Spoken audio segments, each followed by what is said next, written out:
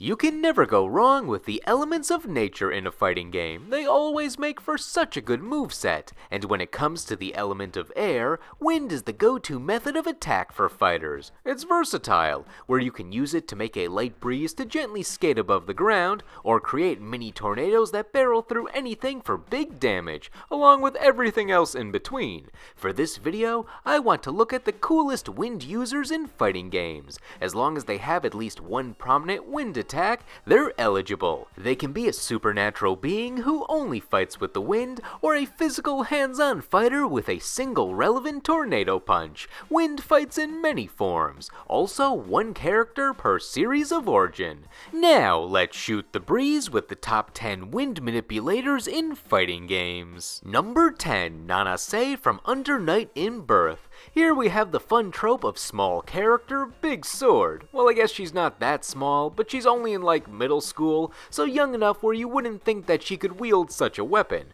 though her special power allows her to carry that thing with ease. The summary of how she got her powers is about the same as every other character in Under Night, where there are demons called voids. They attack unsuspecting people in the night, and if you survive an attack, you get a special power. Some people think it's cool, others not so much, and Nanase is in the latter, where she now thinks that she's a monster. Her new power? Windmill, aka wind manipulation. She can create tornadoes from her hands to attack the opponent at different angles, and when the tornado is spinning them around for a second, she can attack them again to extend her combos, or just go for a bigger tornado for more damage. The wind powers also explain why she can hold up the sword. It's heavy, but the wind makes it feel as light as the gentle morning breeze, so she swings it around like it's nothing. This allows her to combine it with the wind to hit the opponent with that cold steel and a cold draft. The sword is even named Zephyr for that extra wind reference. Outside of the various tornado options, she can create a ball of wind and dunk on the opponent, which is her coolest looking attack to me. Honestly, this is the least monstrous power she could have gotten, but she doesn't like it at first, so she targets the main character, Hyde, who rescued her from the void attack, but she misunderstood and thought he was the attacker, and now she's out for revenge. However, she eventually learns that the evil in this world is a great threat, and Hyde is not, so she embraces her powers, since, with her logic, if the world is destroyed, there will be no candy, and you know, I like her reasoning. Go Nanase, fight the evil.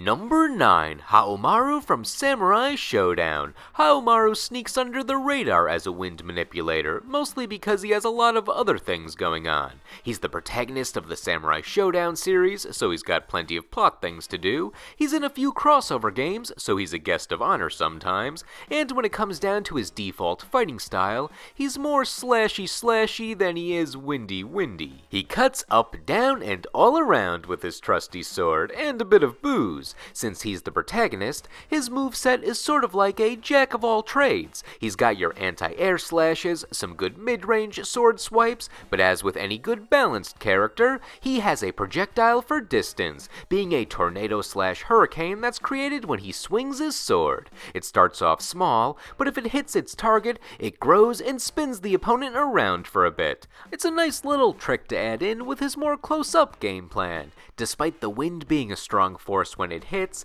it feels subdued in his overall moveset, and I think that's because it only appears as a single projectile for the most part. It's not really involved in any of his other physical or special attacks, and when he wants to do a big finale for his super move, he has a blast of ki rather than a massive hurricane or something like that. A barrage of wind would have been perfect for one of his supers, but he goes for spiritual energy instead, which still looks nice, but I feel there was a good opening to expand on his wind powers there. Regardless, even though he only has a small amount of wind in his arsenal, Haomaru stands out to me as a wind manipulator, and I'll credit that to how much he appears in fighting games as a whole. He's been in Capcom vs SNK, The King of Fighters, and Soul Calibur, so even if you're not a Samurai Showdown enthusiast, there's a good possibility he's appeared in a fighting game you like. Number 8, Rachel Alucard from BlazBlue. Rachel has been on like 4 other lists of mine, where we learned that she's a classy lady, a vampire, uses a frog in her moveset, and keeps cool with her parasol that's also her cat. And now we're gonna learn how she makes the wind your worst enemy. She has supernatural powers, more so than the rest of the roster, since she had a job observing the dimensions from afar beyond where normal people could reach to make sure funny business didn't occur. Then funny business occurred, and she didn't want to forcibly be neutral, so she gave up her position and ultimately helped out the side of good, or at least the side of not chaos. Rachel's goal in fighting is to fill the screen with as much crap as she can and make it impossible for her opponent to approach her. She throws her electric rods all over the arena that she can ignite for a few bolts to shock the opponent. And when she wants to zap on the go, she has her frog George the 13th as a projectile. She also has her coffin that releases bats that cause small damage over time. All these are great for impeding the opponent, but her control over the wind creates the real challenge. Her special ability is that she can release the wind in 8 different directions, allowing her to change the trajectory of her projectiles, her opponent, and herself. By forcing the wind in certain directions, you can make her projectiles travel farther or land closer to her, messing up the timing of your opponent that might be planning to get in close. It can also cause her active moves like the bats to linger at different locations on the screen, and if your opponent tries to avoid everything you set on the stage, the wind can just force them into it. But Rachel also likes to ride the wind, as she is prepared with her parasol. She can catch a ride with the breeze for a fast escape, or even to quickly approach the opponent. Watch out how much you use this though, since her wind power decreases over time and needs to recover. She always appears calm, but needs to catch her breath every once in a while. She ramps up the wind power in her super moves, mostly just with a mini tornado, or unleashing a storm that finds a whole bunch of items to blow in the opponent's direction, and there's even more stuff there if she has more wind stored. I don't know where she finds it, but it's all going towards you.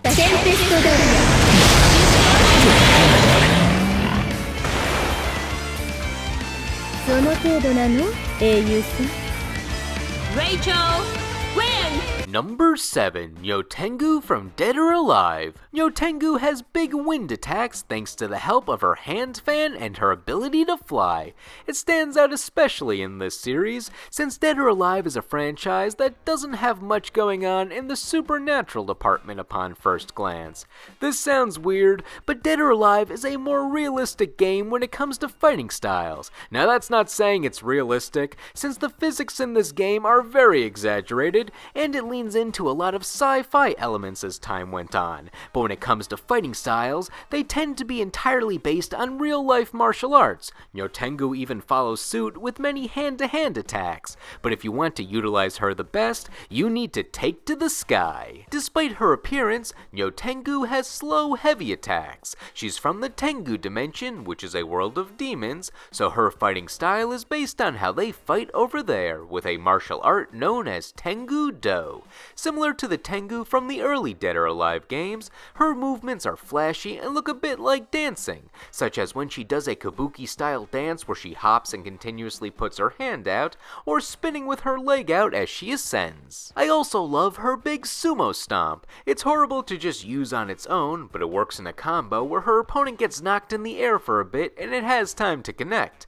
Her heaviness is also implied with her grabs, which slam the opponent around. I love how savage these throws look, but if you choose not to end her combos with the throws, then you can use her wind. Her wind attacks are great for ending or extending combos, or after you knock your opponent up, you can charge up a major wind blast with her fan and they go flying. And if you use her wind throw, she has a nice window to prepare you for her elegant and or slam happy combos. Even if your opponent blocks your wind, it pushes them back a bit, so you get a little breathing room so you can keep on doing it until it works. Actually, don't do that. It's a very punishable move that leaves you wide open. Use her flying attacks in the meantime.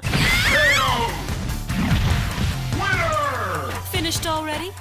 How unsatisfying. Number 6. Joe Higashi from Fatal Fury. Joe has quietly become one of the most recurring characters in fighting games, premiering in the first Fatal Fury game in 1991, then being in every game with Fatal Fury in the title that followed, and nearly every King of Fighters game after that. He may not be the icon that Terry Bogard is, the Fatal Fury protagonist, but he stuck with the crew from the start. He initially joined to support his friends the Bogard brothers, who were on a mission for revenge against the man who killed their father, and he eventually evolved into being that guy who cares about random side characters in Fatal Fury, like avenging his rival Hua Jai, who nearly was killed in a fight, or being the love interest of the sister of the sub-boss of the first game, Billy Khan. Then once the crew joined the King of Fighters franchise as a team, Joe mostly stuck to being the fiery supporter of his teammates, and having a goofy rivalry with Billy due to Joe dating his sister and Billy being an overprotective brother.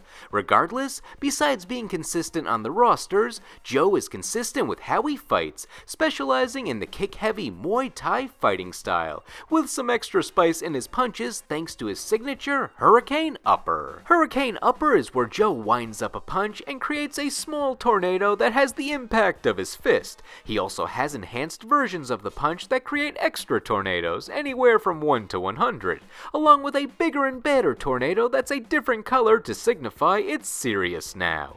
Since Joe's been around for so long, he might even be the first wind user in all of fighting games, so if anything, he deserves to make this list due to being the trendsetter. Though him punching out a tornado is only part of his moveset, the rest comes in the form of stylized Muay Thai moves, where he flies across the screen with his foot out and knees ablaze, and for some extra speed, he's got furious fists of fury you could say. So even when he's not literally creating tornadoes, he's still one with the wind in how he dashes through the air.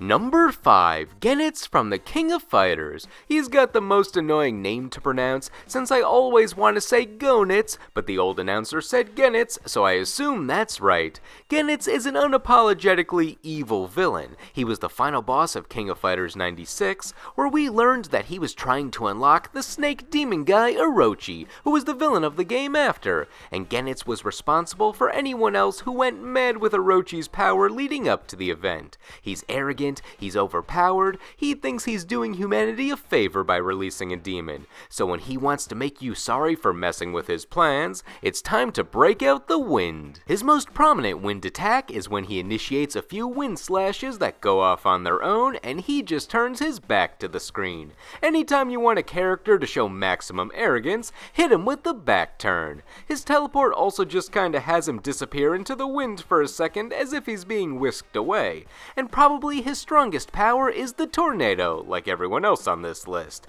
He can conjure them up anywhere on the field, so it can be a combo starter or just an impediment, and they get even more destructive in super move form. Genitz also has these hand slashes that go nuts, but I'm not sure if there's any wind power in them or if he's just really intense. Still, there's enough wind in his moveset where he shows us that he's the master of it with or without the hands.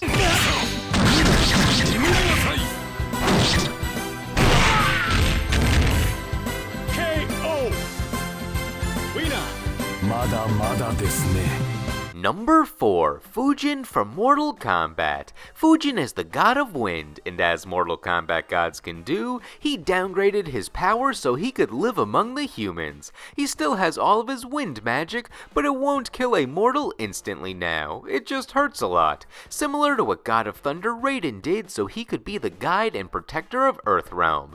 Fujin was introduced in Mortal Kombat 4 as another god to assist Raiden when the Netherrealm was invading. Raiden was set to be promoted to Elder God in that game, which would have let Fujin become the new God Protector of Earthrealm. However, Raiden immediately stepped down in the next game, so Fujin wasn't needed for a while. He was in Mortal Kombat Armageddon, which had every character from the series' history, and got to kick a little ass in Mortal Kombat X's story mode and comic, but he ultimately didn't do much after Mortal Kombat 4 until 2020, when he was a downloadable character for Mortal Kombat 11. He got a role in the Aftermath story, where he was keeping a close eye on Shang Tsung to make sure he got far enough to beat equally as evil characters, but not far enough where he'd be impossible for Liu Kang to take out. He also got a moveset revamp with this appearance. They did a good job of keeping hints of nostalgia while making him a different character. He's light on his feet, being able to use the wind to propel himself into the opponent with a kick.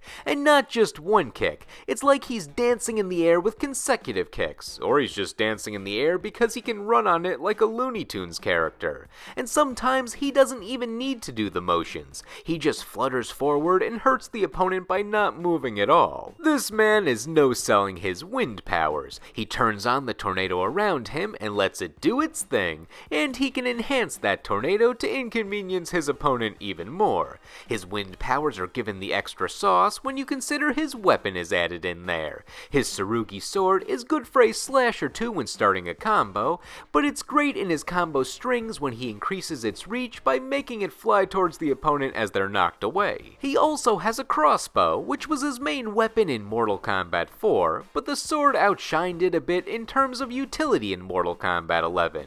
Though my favorite attack is just when he slams you up and down with a quick wind blast. He has so much aggression in how quickly he raises and lowers his arms, with the best version of this attack being where he throws the opponent high up where they fly off screen. If he wasn't so serious, he would have a career in slapstick comedy ahead of him.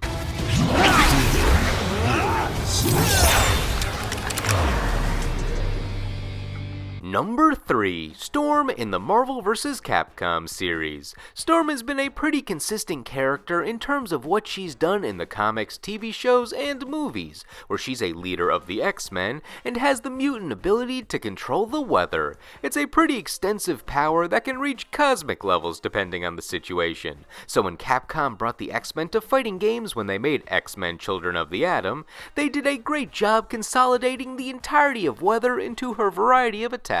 They focused on 3 elements: lightning, ice, and wind, and from that point forward, this was her moveset in every Capcom crossover, but it worked since it was a smart way of conveying her powers. The lightning came in the form of balls or just a giant explosion of electricity around her, the ice had the expected use of freezing the opponent in place, and the more excessive attack of creating human-sized chunks of hail, and for the topic of this list, the wind was in tornado form, where it was a projectile of tornadoes traveling single file, or a typhoon that forms under the opponent from a distance with a bit of startup to make it rise. It was smart that they stuck to a small package of weather conditions rather than trying to cram as many in her moveset as possible, since there was just enough room to let each element that she used shine. I distinctly remember Storm as an electricity, ice, and wind manipulator in these games because of that. Of the 3, the wind stuck out the most to me since much of her extra flair was with the wind, like how some of her punches or kicks create a tornado that lasts less than a second, or how she has the ability to hover and fly where the wind carries her. Plus, Ultimate Marvel vs. Capcom 3 added Fair Wind and Foul Wind, which pulled in or pushed away the opponent as an extra strategy for spacing herself. All this makes her mastery of wind impressive, amplified by the fact that she manages to juggle other elements of nature alongside it just as strongly. Come forth, wind! The power of Gaia! The power of the wind! Combo KO! You win! My thanks to you, Mother Nature. Number 2. Rashid from Street Fighter. He is Rashid of the Turbulent Wind, remember the name well. Rashid is one of the jolliest fighters around. He's just having so much fun in whatever he does. He has that constant smile. The only times I've ever seen him not happy are when he found out his friend was killed by Shadaloo, very understandable, and when he had a few losses, he wasn't particularly thrilled, but even so, he was just slightly irked rather than devastated. He's a very modern man, being up to date on the latest technology, where he's a vlogger and a streamer, chronicling his fights and travels around the world. Despite Ryu being heavily featured on all the stuff in Street Fighter V, Rashid is technically the main character of that game's story, so him recording everything he does is an interesting contemporary take on the world traveler protagonist. I know it's polarizing when games center characters around whatever is hip and modern, but when it's just just Rashid, it feels like a natural role. Top 10 streamers in fighting games. You have Rashid, Julia, and Neko Arc. Anyway, Rashid entertains his viewers with his many wind skills. Pretty solid stuff. Well, actually, it's not solid since wind is technically a gas, and never mind. He can do mini tornado projectiles that fire off at an angle, fly like a bird with the wind propelling him, and do a spin that turns himself into the tornado. And if you liked his smaller tornado moves, he's got a big tornado move, just to make your life more miserable. Good luck jumping over that. He can also alter his air mobility by creating some wind surfaces to give himself a double jump, or just more options for getting in on his opponent. And shoutouts to his Super Rashid kick. It's got some wind behind it, but I really just like that he calls it the Super Rashid kick. He doesn't give it a fancy symbolic name, he just named it after himself and put super in front of it. He's really good at branding himself, since his Street Fighter V theme has everyone's favorite lyric where the singer goes, at the end of the day, if you like a character that's quick and nimble and feels way lighter than they look, Rashid does it best. Raging winds, come to me! Prepare for turbulence! 3, 2, 1, and picture perfect! When it comes to the number one in these videos, I tend to go with the character that comes to mind first for me. Usually it's the most iconic, maybe the most unique playstyle, but in this case, it's the character from the game that really got me into fighting games, twice. Number 1, Talim from Soul Calibur. One of the games I credit for getting me into fighting games was Soul Calibur 2. I picked it up around the time it came out in 2003 because I wanted to play as Link, but I stayed for the cast of characters.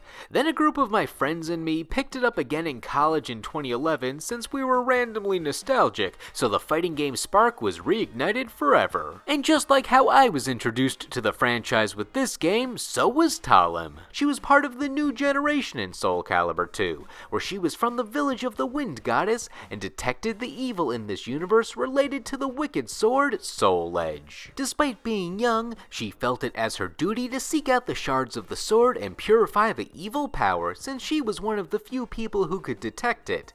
However, she wasn't afraid since the Wind Goddess that looks over her village was guiding her, which is why she hugs her weapons and thanks them after a match. The wind is a major part of her moveset, but its influence is mostly passive in her earlier appearances. You don't always see a giant windstorm as she swings her tonfa, instead it's implied, like she's nimble from the wind actively moving her away from danger so she can dodge her opponent with quick spins to the side. And you see a lot of wind-like motions in her attacks, such as her twirls as if she's doing the tornado spins we've seen from other characters on this list, or when she does her running punches or jumps, they feel very airy. Also, she straight up says wind during some of her attacks to hammer in the wind part of her backstory. By Soul Calibur 6 though, Talim got a massive moveset upgrade. Her attacks were the same for the most part, but now she invoked the power of the wind thanks to Wind Fury. By going into this stance, she adds punctuation to all of her slashes, where the opponent gets a small blast of wind when she finishes her attack strings. Or if she feels like it, a large blast of wind. She's got the handheld hurricane now. She also more visibly has the wind effects on her movements in this state, and once she soul charges to upgrade her wind power even more, forget it. The wind swirls on all of her main attacks now, and she can summon a tornado from below the opponent too. Another thing she can do with her wind stance is heal herself. As with most healing moves in fighting games, it leaves her wide open, so you have to be very aware of your surroundings when you activate it, but I like how it plays into the Wind Goddess protecting her. This feels like a natural evolution from her original appearances, where the attacks now have the graphics to show off the wind in its full glory. Talim is one of the kindest characters in fighting games, so having the gentle breeze around her is symbolic, just like how it's symbolic for her to be ranked the top wind user in fighting games on this list. I dedicate this to the wind. Praise of the sky. Praise my dance. Blow away corruption. Wind, I thank you. Now, what did you think? Were all these characters as fresh as the morning air, or should some of them have been blown away from this list? Who are some of your favorite wind users in fighting games, whether I discussed them or not? Let me know in the comments. Anyway, thank you all for watching, and I will see you in the next video.